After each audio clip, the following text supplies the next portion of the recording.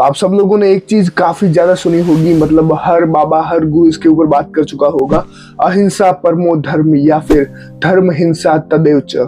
मतलब इस श्लोक को कुछ लोग आधा मानते हैं, कुछ लोग पूरा मानते हैं, कुछ लोग ये मीनिंग मानेंगे, कुछ लोग वो मानेंगे।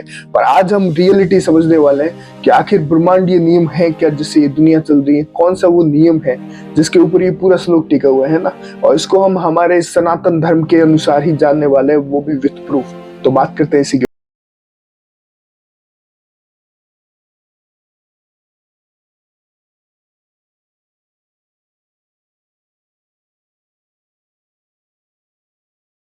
दोस्तों। तो आप लोगों ने भी डेफिनेटली इसे सुना होगा और कई लोग इसके ऊपर काफी बहस भी करते हैं।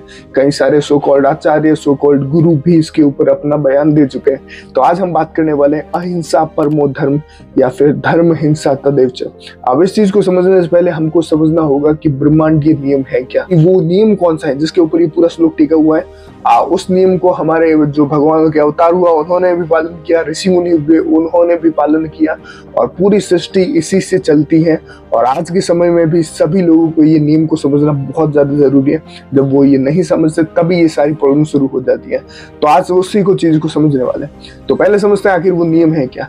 सबसे बेसिक चीज है जो कि ब्रह्मांड की शुरुआत से चली आ रही है, और ये ना सिर्फ हम अर्थ की बात करें बल्कि हर प्लेन में, हर लोक में ये चीज एप्लीकेबल है। तो हम बात कर रहे हैं जियो और जीने दो के कॉन्सेप्ट पे।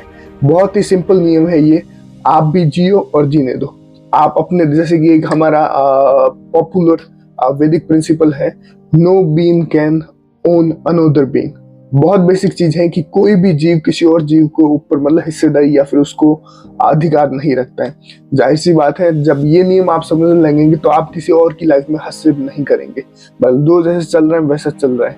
जियो और जीनो देखो कॉन्सेप्ट बहुत सिंपल चीज है। अगर हम सनातन धर्म में जाएंगे, जब जब कोई इस नियम को तोड़ता है तब हिंसा की जरूरत पड़ती है। उदाहरण से समझते हैं, जैसे कि प्रभु श्री राम हो गए है ना, उन्होंने हजारों लाखों राक्षसों का वध किया, पर कभी भी आपने नहीं सुना होगा कि श्री राम हिंसक थे। ऐसा क्यों है, क्यों उन्हें हिंसक नहीं कहा जा सकता? तो जाहिर सी बात है, जैसे कि मैंने अभी जो नियम बताया आपको, आप प्योर प्रिंसिपल बताया कि जियो और जीनो देखो कंसेप्ट। अब जो असुर थे, जो राक्षस थे, उस समय में वो इस नियम को तोड़ रहे थे। वो ना तो खुद सही से काम कर रहे थे, ना जो ऋषि मुनि जो भगवान की भक्ति कर रहे थे, जो तपस्या में लगे रहते थे, यज्ञ कर रहे थे, उनको जाके वो परेशान कर रहे थे। जो नियम था ब्रह्मांड का, जियो और जीने दो को, उसको वो तोड़ रहे थे। अब उसको रोकने के लिए जो हिंसा की जाती है वो कभी भी अहिंसा मतलब हिंसा के कॉन्सेप्ट में नहीं आती, वो भी एक तरह की अहिंसा है। क्योंकि अगर आप एक्शन नहीं लोगे उसके विरुद्ध तो वो मतलब ब्रह्मांड को असंतुलित करता रहेगा। वही चीज, सेम चीज भगवान कृष्ण के केस में भी आती है। भगवान कृष्ण ने महाभारत के समय कितने लोगों की मृत्यु हुई, पर फिर भी उनको हिंसक नहीं कहा जा सकता, क्योंकि उन्होंने धर्म की स्थापना के लिए, या फिर जो कौरव थे जो इनबैलेंस क्रिएट कर रहे थे, ना वो खुद सही से जी रहे थे, ना दूसरों को जीने दे रहे थे, उस कॉन्सेप्ट को भी उन्होंने समझा और फिर लागू किया। तो बहुत बेसिक चीज है, लोगों को बस थोड़ा सा इस समझने वाली देर है, नेचुरल सेंस को डेवलप करने की जरूरत है कि जियो और जीनो दो, यही बेसिक चीज है। और अभी के समय में भी यही प्रॉब्लम हो रहा है। कलयुग में क्या दिक्कत हो रहा है, जो नेगेटिव बीइंग्स है या फिर जो नेगेटिव साइड है, उन्होंने इस नियम को तोड़ना शुरू कर दिया है। और अभी से नहीं, बहुत लंबे समय से तोड़ रहे हैं। लगभग कलयुग के 5000 साल हो चुके हैं। नॉर्मल लाइफ में भी, आप डेली लाइफ में देखेंगे, आपके आसपास कई सारी चीजें हो रही हैं। कई लोग तो बेकार का ज्ञान भी देता है, भाई तुमको क्या करना है, ये सब कर्मों का खेल है। वो ठीक है एक हद तक, पर अगर आपके सामने कुछ प्रॉब्लम हो रहा है, कोई गलत हो रही है, तो फिर आपको वहां पे एक्शन लेना चाहिए। उससे आप हिंसक नहीं हो जाओगे, वो भी एक तरह की अहिंसा है। समाज में या फिर आप जहाँ पे रह रहे हो वहां पे बैलेंस क्रिएट करना भी एक तरह की अहिंसा ही है। तो उम्मीद करता हूँ इस पूरे छोटे से उदाहरण से आप लोगों को ये समझ में आ गया होगा कि रियलिटी में अहिंसा का मीनिंग क्या है। अहिंसा का मीनिंग ये बिल्कुल भी नहीं है कि आप कहीं पे भी हिंसा करो ही ना। अगर ऐसा होता तो परशुराम जी भी हिंसा कहलाते, श्री राम भी हिंसा कहलाते और श्री कृष्ण भी हिंसा कहलाते, पर ऐसा बिल्कुल भी नहीं है।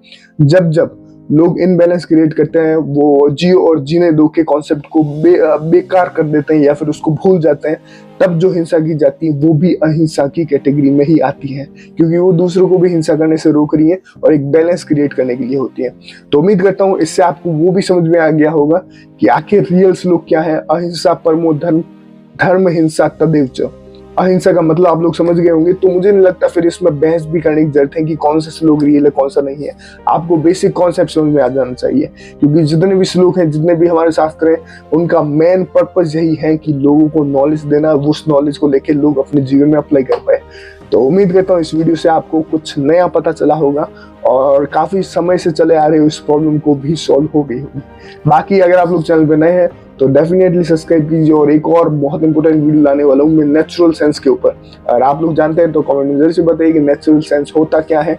इसके अलावा दिवाली को लेकर भी मैंने एक वीडियो डाली थी, वो भी इधर उधर आ रही होगी, जाके जरूर से देख लेना। बाकी मिलता है नेक्स्ट वीडियो में, शुक्रिया।